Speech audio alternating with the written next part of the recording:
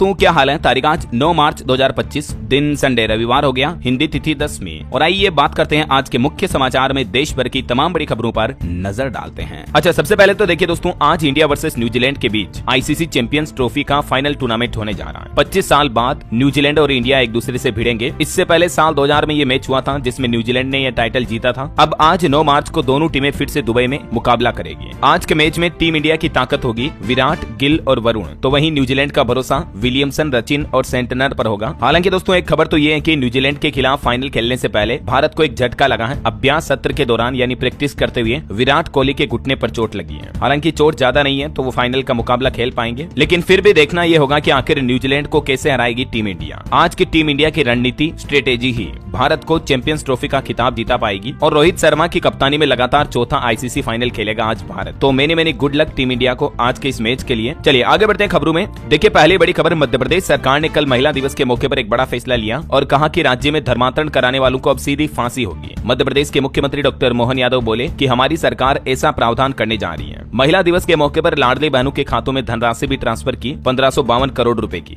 इस योजना के तहत 1250 रुपए हर महीने महिलाओं को दिए जाते हैं मध्य प्रदेश सरकार द्वारा। और इसी दौरान कार्यक्रम में एमपी के सीएम मोहन यादव ने बड़ा ऐलान करते हुए कहा कि मध्य प्रदेश में धर्मांतरण और दुष्कर्म करने वालों को सीधी फांसी की सजा दी जाएगी। चलिए दोस्तों अगली खबर देखिए। महंगाई पर एक रिपोर्ट सामने आ रही है कि 5 महीने बाद खुदरा महंगाई दर 4% से भी कम रहने के आसार हैं। बीते महीने फरवरी में खाद्य महंगाई दर में गिरावट की उम्मीद रही, तो इस बार मार्च में भी आपको रिटेल इन्फ्लेशन रेट में कटौती देखने को मिल सकती है। और सेमीकंडक्टर के क्षेत्र में भी भारत की क्रांति आने वाली है। रिपोर्ट्स के मुताबिक साल 2030 तक $40 अरब होगा सेमीकंडक्टर उद्योग का आकार। ऐसे में भारत को आपूर्ति श्रृंखला पर ध्यान देने की जरूरत है। और वहीं देखिए दोस्तों, प्रधानमंत्री नरेंद्र मोदी ने भी 1.5 लाख लखपति दीदियों से बातचीत की कल महिला दिवस के मौके पर। और इस दौरान पीएम बोले कि मैं दुनिया में सबसे अमीर हूँ क्योंकि मेरे खाते में करोड़ों माताओं बहनों का आशीर्वाद है। प्रधानमंत्री नरेंद्र मोदी बीते दिन अंतर्राष्ट्रीय महिला दिवस के मौके पर गुजरात के नवसारी पहुंचे और यहां उन्होंने 1.5 लाख लखपति दीदियों से बातचीत की। इस कार्यक्रम के दौरान पीएम ने बड़ी घोषणा करते हुए कहा कि हमारी सरकार ने महिलाओं के अधिकारों को सर्वोच्च प्राथमिकता दी। पीएम बोले कि नारी सम्मान विकसित भारत की पहली सीढ़ी होगी। अगर हमें भारत को विकसित भारत बनाना है तो महिलाओं का सम्मान करना होगा। और इस कार्यक्रम में पीएम मोदी ने लखपति दीदियों को 450 करोड़ रुपए भी बांटे। पीएम ने अपने संबोधन में कहा कि महिलाओं को शौचालय यानी इज्जत का घर देकर हमने उन्हें सम्मान दिया। महिलाओं के बैंक खाते खोलकर उनका सशक्तिकरण किया। उज्ज्वला योजना के जरिए उन्हें स्वास्थ्य लाभ दिया गया। पहले महिलाओं को 12 सप्ताह का मातृत्व अवकाश मिलता था, लेकिन हमने उसे बढ़ाकर 26 सप्ताह किया। ये कुछ महिलाओं के लिए प्रधानमंत्री ने अपनी सरकार की उपलब्धियां भी गिनाई। महिला दिवस के मौके पर 3 तलाक और अनुच्छेद 370 पर भी बोले पीएम मोदी। 3 तलाक को खत्म करके मुस्लिम महिलाओं को उनकी जिंदगी बर्बाद होने से बचाया। वहीं साल 2014 के बाद से 3 करोड़ महिलाएं घर की मालकिन बनी प्रधानमंत्री आवास योजना के तहत भी। और पीएम ने गुजरात में 2587 करोड़ रुपए की परियोजनाओं का शिलान्यास और उद्घाटन भी किया। वहीं दोस्तों देश की राजधानी दिल्ली की गरीब महिलाओं को भी हर महीने 2500 रुपए मिलेंगे। इस योजना को भी दिल्ली कैबिनेट ने मंजूरी दे दी है। महिला दिवस के मौके पर बीजेपी के राष्ट्रीय अध्यक्ष जेपी नड्डा ने भी घोषणा की। हालांकि अभी तक इस योजना के लिए रजिस्ट्रेशन की तारीख तय नहीं हुई है, लेकिन आखिरकार महिला दिवस के मौके पर दिल्ली सरकार ने बीपीएल गरीब परिवार के महिलाओं को हर महीने ये 2500 रुपए दिए जाने की योजना की घोषणा को कंफर्म कर दिया है। इस योजना के लिए क्या नियम और शर्तें रखी गई है, ये जानकारी भी आप देख सकते हैं। इन सभी महिलाओं को इस योजना का फायदा मिलेगा। सरकार का कहना है कि जल्दी इस योजना के लिए रजिस्ट्रेशन करने के लिए अलग से पोर्टल और एक मोबाइल ऐप लॉन्च किया जाएगा। महिलाएं voter ID card, ration card, Aadhaar card और आय प्रमाण पत्र जैसे जरूरी दस्तावेज के जरिए इस योजना के लिए आवेदन कर पाएगी। इस योजना का नाम है महिला समृद्धि योजना, जिसके जरिए दिल्ली की महिलाओं को हर महीने 2500 रुपए दिए जाएंगे, है ना। और भी वुमेन्स डे के मौके पर देश के कुछ सरकारी बैंकों ने भी नई पहल की है। महिला उद्यमियों को बिना गारंटी के ऋण मिलेगा। वहीं विशेष बचत खाता और अन्य सुविधाओं का भी ऐलान किया गया। देखिए आप, सार्वजनिक क्षेत्र के बैंकों ने महिलाओं के लिए कई विशेष योजनाओं की घोषणा की है, जिसमें सबसे पहले भारतीय स्टेट बैंक एसबीआई ने महिला उद्यमियों को कम ब्याज दर के साथ बिना गारंटी वाले ऋण यानी लोन देने की पेशकश की है। एसबीआई के चेयरमैन खुद CS शेट्टी ने घोषणा करते हुए कहा कि इस नई पेशकश से महिलाओं के नेतृत्व वाली सूक्ष्म, लघु और मध्यम इकाइयों को आसानी से कर्ज मिल पाएगा, यानी महिला MSME को बढ़ावा मिलेगा। एसबीआई द्वारा नारी शक्ति प्लेटिनम डेबिट कार्ड भी लॉन्च किया गया है। और इसके अलावा बैंक ऑफ बड़ौदा ने भी भारतीय मूल की महिलाओं के लिए बॉब वैश्विक महिला NRI और NRO बचत खाता शुरू करने की भी घोषणा की है। ये एक तरह से स्पेशल सेविंग अकाउंट होगा, जिसमें भी महिलाओं को कई अलग अलग तरह के बेनिफिट होंगे,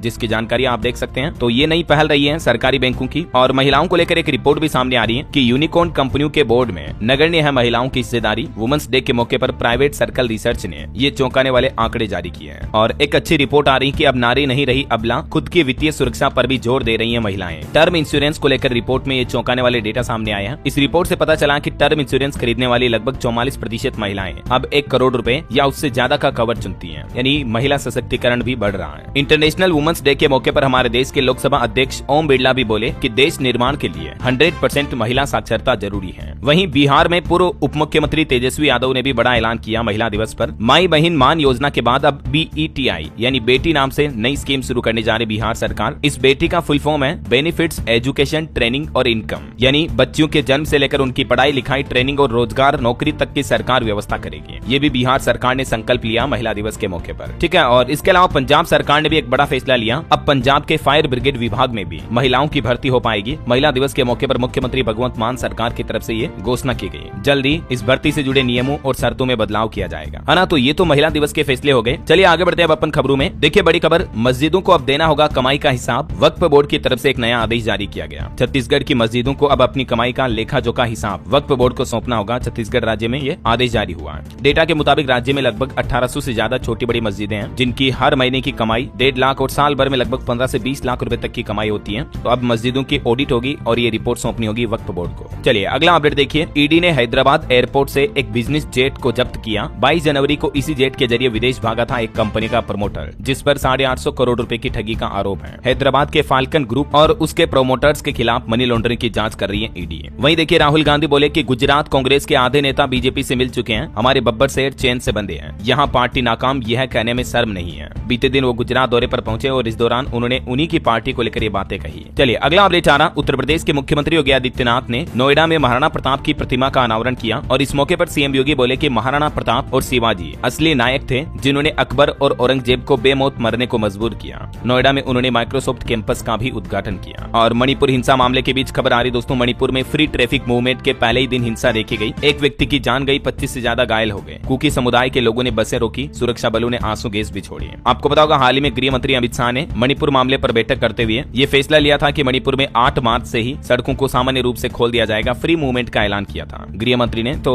बीते दिन 8 मार्च को पहले ही दिन काफी हिंसा का माहौल रहा। चलिए आपकी हेल्थ को लेकर एक अच्छी खबर आ रही है। अब डायबिटीज को लेकर परेशान होने की जरूरत नहीं है। इलाज ढूंढ रहे वैज्ञानिकों को बड़ी कामयाबी मिली है। भारतीय वैज्ञानिकों ने एक ऐसे दुर्लभ जीन वेरिएंट की पहचान की है जो कि भारतीयों में टाइप 2 डायबिटीज के प्रसार का एक मुख्य कारण हो सकता है। वैज्ञानिकों की ये खोज इस जटिल आनुवांशिक बीमारी के उपचार के लिए नए रास्ते खोल सकती है। तो इस पर रिसर्च अभी और चल रही है। वहीं हमारी धरती को लेकर अर्थ पर भी एक रिपोर्ट आ रही है कि हानिकारक गैसों में कमी से पृथ्वी की सुरक्षा परत में सुधार हुआ है। क्लोरोफ्लोरोकार्बन में गिरावट इसके पीछे बड़ा कारण रहा। विश्व मौसम विज्ञान संगठन ने इस बात की पुष्टि की है। और एक रिपोर्ट देखिए कि भारत में ब्लू कॉलर कामगार महिलाएं झेल रही है असमानता का दंश। करियर में आगे बढ़ना भी महिलाओं के लिए मुश्किल हो रहा है। जी हाँ, ये देखिए महिला दिवस के मौके पर एक और रिपोर्ट सामने आई जिसमें बताया गया कि महिलाओं को मुख्य रूप से टेलीकॉलिंग और घरेलू काम जैसे निश्चितता वाली नौकरियों के दायरे में बांध दिया गया है। महिलाओं के लिए field sales, marketing, bank, office जैसे नौकरियों के अवसर घट रहे हैं। तो कहीं न कहीं सरकार को इस रिपोर्ट पर जरूर ध्यान देना चाहिए। और भारत के वातावरण पर भी एक खबर देखिए आप कि भारत में गर्मी से होने वाली मौतों की संख्या वास्तविकता से कम है। WHO की एक पूर्व मुख्य वैज्ञानिक की तरफ से यह दावा किया गया। वहीं देखिए बड़ी खबर, उत्तर प्रदेश में जल्द ही तैनात होगी 21,000 आंगनबाड़ी कार्यकर्तियां। 6.5 लाख से भी ज्यादा आवेदन आए थे। तो ये यूपी में नई आंगनबाड़ी भर्तियों की प्रक्रिया और तेज हो चुकी है। 21,547 टोटल भर्तियां की जाएगी। चलिए अगला अपडेट आ रहा। गृह मंत्री अमित शाह ने भी गुजरात में 3 चीनी मिलों के आधुनिकीकरण की आधारशिला रखी और कहा कि 10,000 किसानों को इससे फायदा होगा। अमित शाह बोले कि एथेनॉल बनाने वाली चीनी मिलें खाद्य सुरक्षा में भी मदद करती हैं और पेट्रोलियम आयात खर्च को भी कम करती हैं। और देखिए पंजाब में एक बड़ा हादसा हो गया दोस्तों। बॉयलर फटने की वजह से एक बिल्डिंग गिर गई। एक मजदूर की जान चली गई, कुछ और फंसे हुए हैं। रेस्क्यू ऑपरेशन जारी है। ये बॉयलर फटने का धमाका इतना तेज था कि उसकी आवाज से ही